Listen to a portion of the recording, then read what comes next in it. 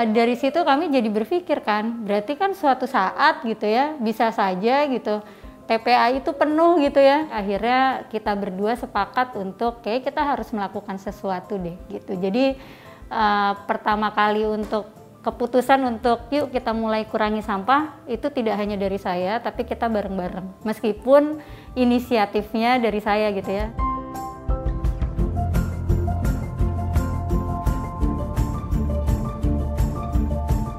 Kami hanya ingin ya bertahan sih, kayak menahan supaya dampak kerusakan alam terhadap anak kami itu sedikit gitu ya.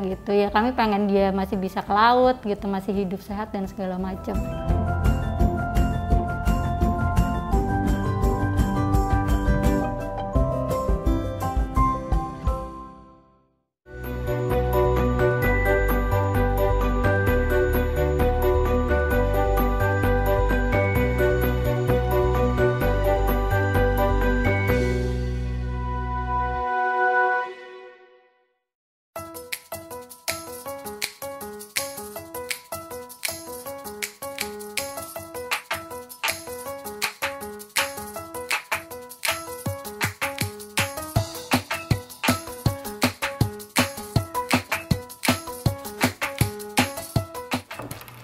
Halo, selamat datang di rumah kami. Saya Andini Miranda, hari ini akan berbagi cerita tentang hidup minim sampah yang kami mulai terapkan sejak tahun 2012 bersama suami dan anak.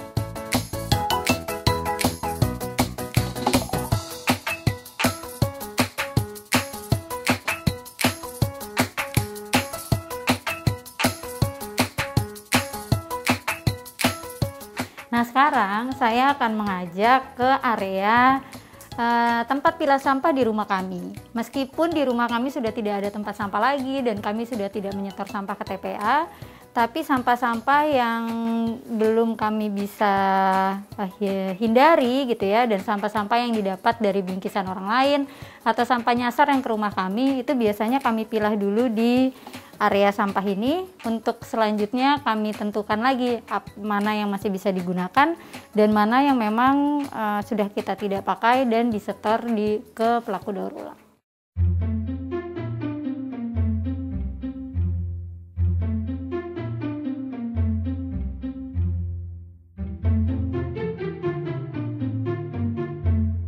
Jadi awalnya di rumah kami itu dulu ada 3 tempat sampah. Yang pertama itu ada di depan ya, tempat sampah yang dari developer, sekarang udah beralih jadi pot pepaya.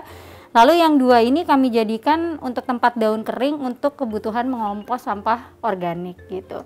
Jadi sejak tahun 2018 itu, sejak kami tidak punya tempat sampah, kami sudah mencegah sampah kemasan semaksimal mungkin ya. Jadi kami sudah tidak pernah membeli produk-produk yang dalam kemasan sekali pakai.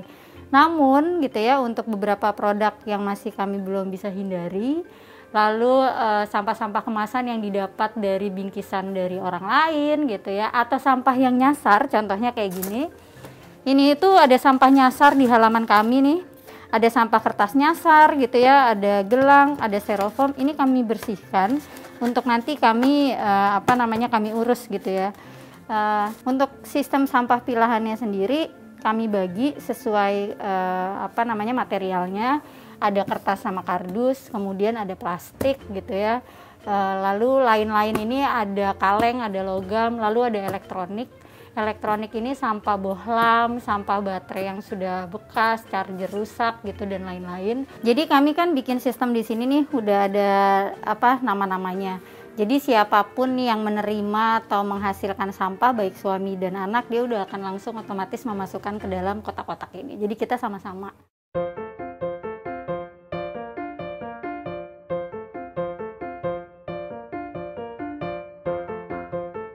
Tahun 2012 saat sedang hamil 7 bulan, saya sedang riset tentang barang-barang apa saja sih yang perlu dibeli. Jadi lagi bikin list belanja ceritanya. Dan saya bertemu dengan sebuah artikel yang membahas tentang sampah popok sekali pakai gitu ya. Meskipun tahu bahwa diapers atau pampers ini bisa menahan BAK dan BAB bayi gitu.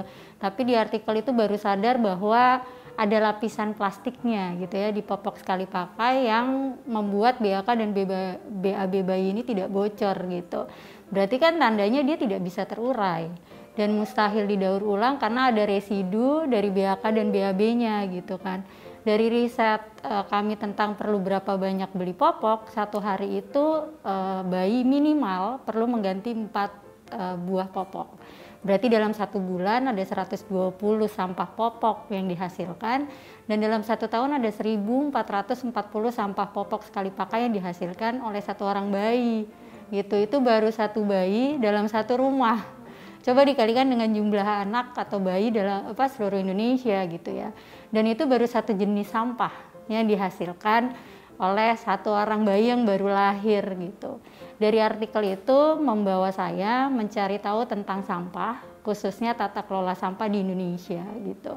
Dan baru tahu juga gitu ya bahwa ternyata sampah yang saya buang ke tempatnya, yang dulu saya merasa bahwa sudah menjadi masyarakat bertanggung jawab gitu ya, dengan membuang sampah pada tempatnya, ternyata hanya ditumpuk begitu saja gitu di TPA gitu ya. Bahkan di artikelnya tentang sampah popok sekali pakai itu banyak sampah popok yang ditemukan di kali dan sungai gitu ya. Sampah popok juga merupakan sampah terbanyak kedua di laut.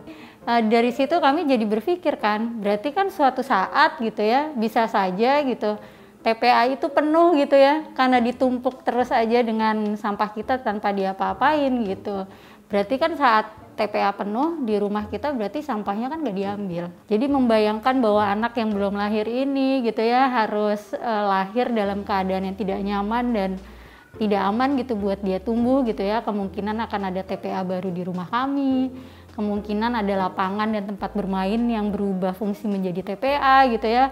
Ada kemungkinan bahwa dia tidak bisa lagi main ke laut karena laut dan pantainya penuh dengan sampah gitu. Dan akhirnya yang pertama kami lakukan adalah mencari pengganti dari popok sekali pakai.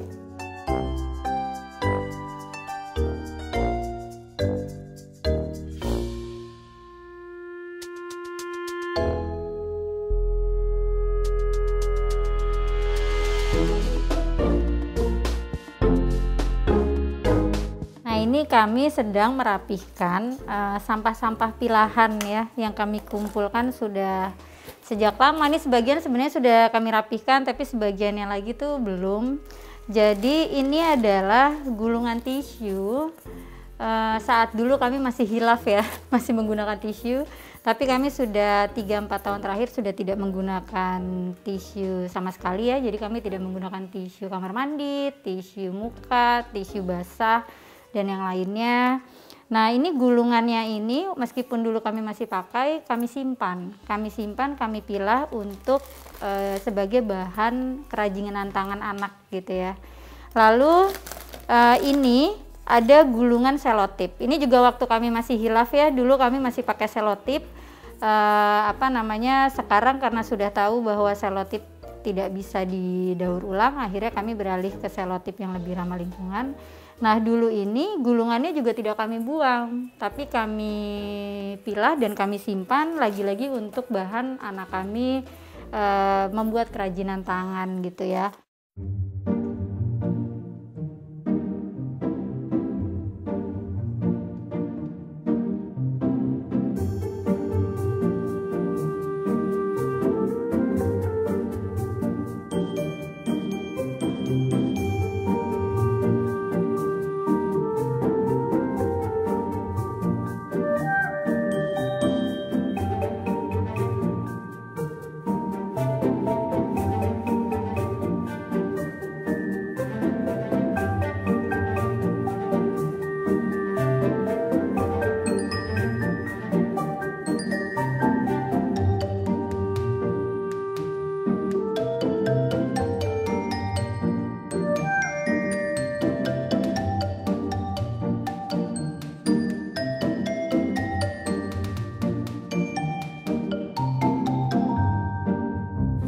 Kardus, potongan kardus ini adalah kardus-kardus sisa gitu ya dari hasil workshop atau membuat prakarya. Nah sisa-sisa ini tidak saya buang tapi dimanfaatkan untuk membuat karya baru gitu ya. Jadi sekarang kami sedang membuat sayap gitu ya untuk anak kami gitu, sayap robot yang nanti bisa dipakai di badannya gitu. Untuk detailnya kami pakai potongan kardus. Kemudian juga ada sampah alat tulis gitu ya yang menjadi detail untuk di sayapnya ini. Kami juga menggunakan pita dan tali bekas yang kami dapat dari bingkisan untuk sebagai tali sayap yang nanti untuk mengikat badannya. Lalu ini juga kami menggunakan sampah-sampah dari tutup botol ya, bagian dalam botol gitu ya. Atau misalnya kayak seperti ini, kerat botol yang nanti kami pakai untuk detail di sayap robot ini.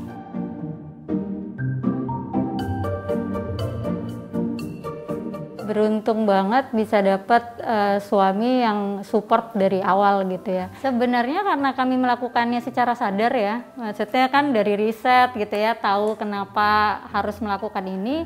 Sebenarnya nggak ada kesulitan atau keanehan di praktek gitu ya, tapi yang keanehan itu lebih datang banyak dari faktor luar sih gitu ya, maksudnya lebih banyak dari reaksi dan perkataan orang di sekitar.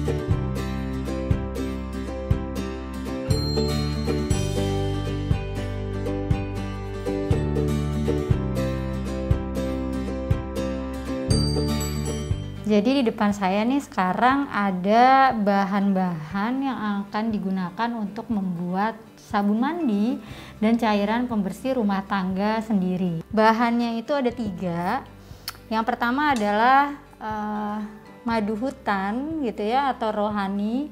Madu ini fungsinya itu untuk melembabkan kulit, untuk mencerahkan kulit, kemudian untuk mencegah penuaan dini, terus mengandung antioksidan. Lalu bahan yang kedua adalah virgin coconut oil. Virgin coconut oil ini fungsinya untuk mengangkat kulit-kulit kering, juga untuk melindungi kulit dari sinar UV. Nah, bahan yang ketiga adalah Castile soap.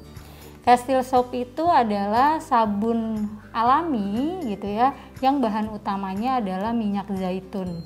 Jadi ini merupakan sabun vegan, dia bisa terurai, biodegradable gitu ya. Bahan yang digunakan, alat-alat yang digunakan, yang pertama adalah wadah untuk mengaduk ya, atau mencampur semua bahan sabun. Kemudian kita perlu sendok, saya biasanya pakai sendok logam gini. Kemudian takaran, biasanya takaran kue yang 1/3 cup dan 3/4 cup. Kemudian juga wadah sabun yang mau dipakai.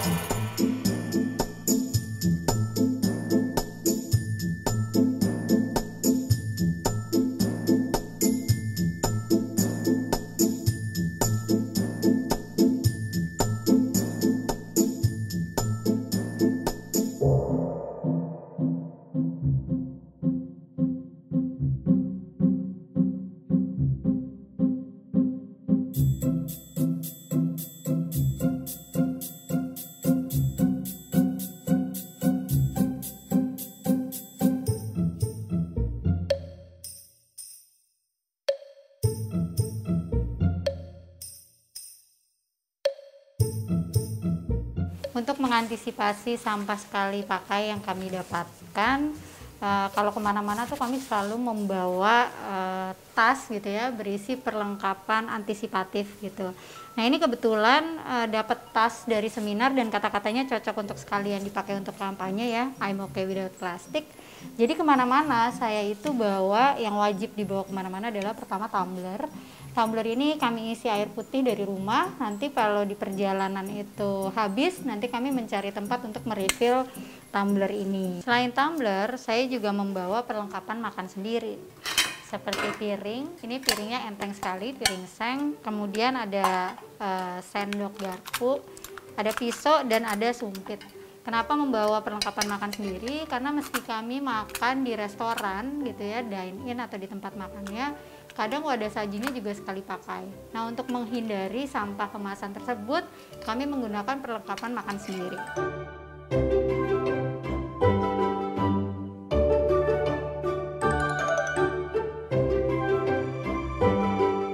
Sebenarnya tujuan yang mau dicapai sih bertahan hidup ya Mbak gitu.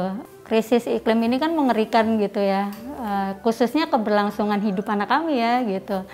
Ya saya sama suami kan ya udah tua juga gitu ya, sedangkan anak kami baru usianya 8 tahun, hidupnya masih panjang gitu. Ya kami hanya ingin memastikan gitu ya, dampak buruk dari lingkungan itu ke dia ya seminimal mungkin gitu. Sekarang saja kan banjir, hujan sedikit banjir udah di mana-mana gitu ya, apalagi 2 tahun terakhir gitu ya. Lalu plastik sudah masuk ke rantai makanan gitu. Di penelitian terakhir itu setiap 1 minggu itu ditemukan di tubuh manusia itu mikroplastik sebesar kartu kredit. Berarti kan kita masuk ke dalam tubuh gitu ya. Lalu TPA Bantar Gebang dan beberapa TPA lain tahun ini sudah tidak bisa menampung, kehabisan daya tampung kan. Kekhawatiran yang saya takutkan di tahun 2012 itu sekarang terjadi gitu.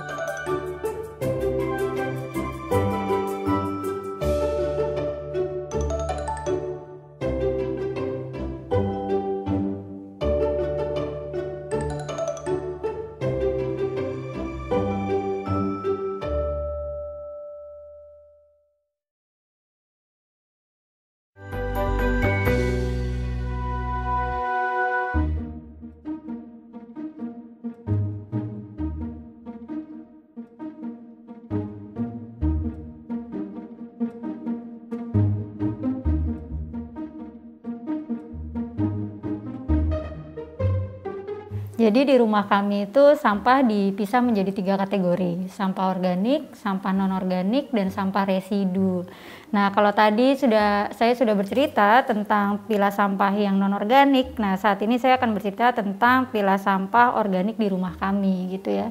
Jadi pada saat kami masak gitu ya, atau kami makan buah dan menghasilkan sisa konsumsi itu kami pilah-pilah gitu ya sesuai dengan jenisnya untuk diolah kembali. Contohnya ini ada kulit buah naga. Kulit buah naga ini bisa diolah menjadi makanan baru seperti jadi tumis gitu ya, atau dijadikan teh, tapi bisa juga dijadikan cairan pembersih ekoenzim.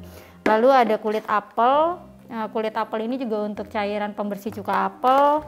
Lalu ada kulit semangka yang bagian luar, ini untuk cairan pembersih ekoenzim, sedangkan kulit yang warna putih bagian dalam itu untuk diolah menjadi tumis atau sayur, acar atau asinan. Kemudian kulit wortel ini bisa diolah lagi menjadi kaldu atau menjadi makanan baru. Lalu kulit bawang bisa diolah juga untuk kaldu atau menjadi pupuk dan pestisida alami. Lalu ada kulit jeruk dan perasan jeruk, ini bisa untuk jadi cairan pembersih cuka jeruk atau bisa juga sebagai ekoenzim. Lalu ini ada ampas buah lerak ya, kami bikin sabun dari buah lerak. Nah ampasnya itu tidak kami buang, tapi bisa juga diolah untuk membuat sabun selanjutnya. Lalu di luar aneka kulit-kulit sayur dan buah ada juga biji-bijian. Jadi biji-biji ini, biji buah gitu ya, itu kami kumpulkan gitu sesuai jenisnya, itu sebagai benih tanaman gitu ya. Ada kelengkeng, ada pepaya. Untuk sisa konsumsi yang sudah tidak bisa diolah lagi, baru kami masukkan ke ember kompos untuk diolah menjadi pupuk.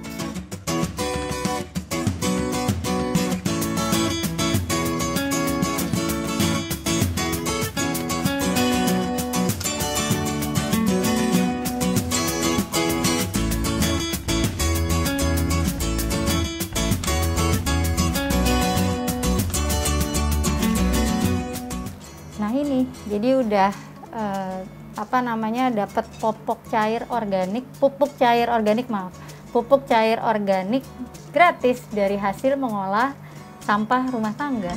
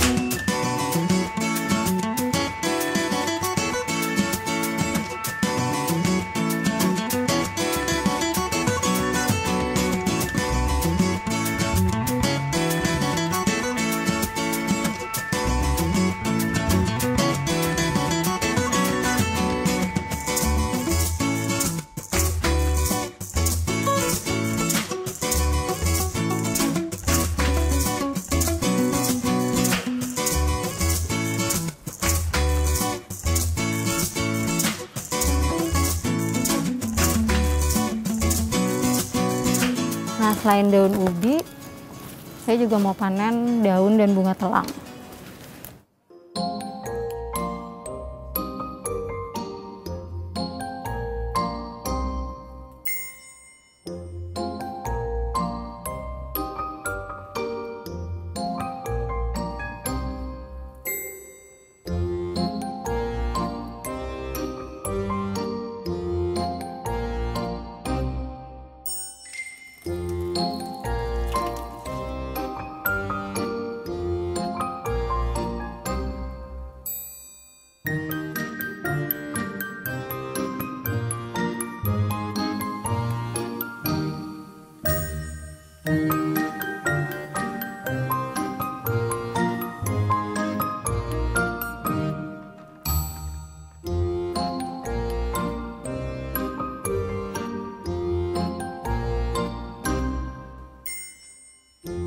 Dengan hidup minim sampah, tidak hanya kita membantu mengurangi sampah ke TPA saja, tapi kita juga jadi menghindari makanan-makanan dalam kemasan, yang berarti kita juga menghindari perasa buatan, pewarna buatan gitu. Dan berkebun salah satu cara yang kami gunakan untuk mengurangi sampah, juga akhirnya bisa menghadirkan makanan yang lebih sehat, sayuran organik dari kebun sendiri yang tanpa ada tambahan pewarna dan perasa buatan.